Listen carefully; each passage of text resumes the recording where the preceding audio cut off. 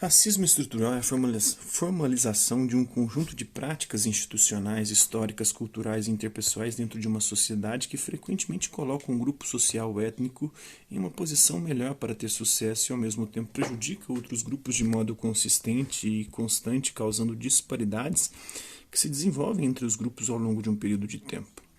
O racismo social também foi chamado de racismo estrutural porque, segundo Carl James, a sociedade é estruturada de maneira a excluir um número substancial de minorias da participação em instituições sociais.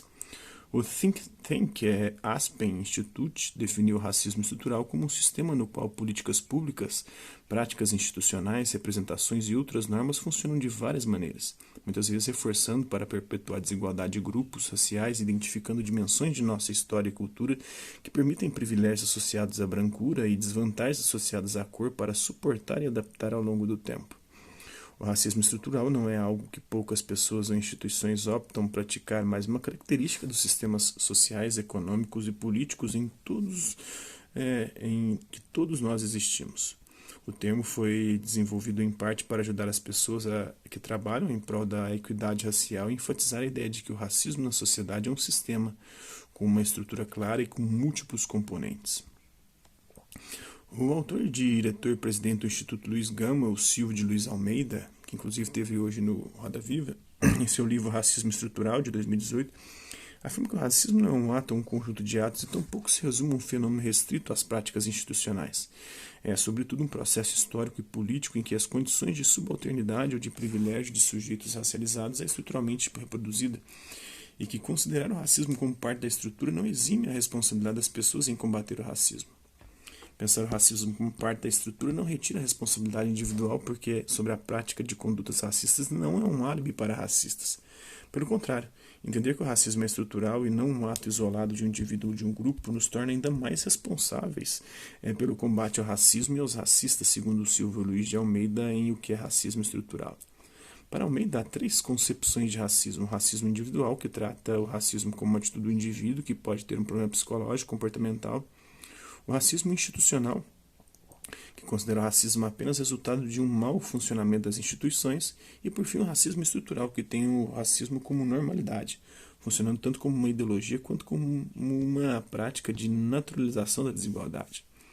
Para empresas e instituições, Almeida recomenda adotar políticas antidiscriminatórias permanentes e instituir mecanismos que estabeleçam questionamentos às práticas sociais vigentes das empresas. Elas não são obrigadas a reproduzir o mundo como ele é. Elas podem melhorá-lo ofertando coisas que concorrentes não ofertam. Isso só acontece se forem capazes de mudar a forma como estabelecem o relacionamento com o público e suas campanhas de publicidade. Nos Estados Unidos, George M. Fredrickson escreveu que o racismo social está profundamente enraizado na cultura norte-americana e que no século XVIII o racismo social já havia surgido com o objetivo de manter uma sociedade dominada por brancos, e que o racismo social não requer uma ideologia para sustentá-lo, enquanto for dado como certo. Ao olhar especificamente para o racismo estrutural nos Estados Unidos da América, é a formalização de práticas que frequentemente coloca brancos ou caucasianos em uma posição de vantagem e, ao mesmo tempo, é constantemente prejudicial para pessoas de cor, como afro-americanos, hispânicos, nativos americanos, do Pacífico, asiáticos e do Oriente Médio. Essa posição de vantagem geralmente envolve mais oportunidades para ocupar posições de poder, privilégio branco e tratamento superior por parte das instituições.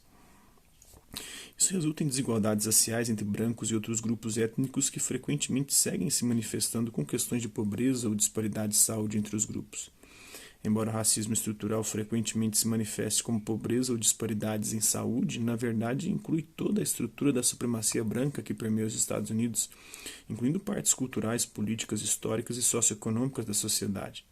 Portanto, pode-se ver que o racismo estrutural existe dentro e em torno de todos os níveis da sociedade e permite a formalização do racismo estrutural, mantendo-o em todos os níveis da sociedade. Então é isso aí.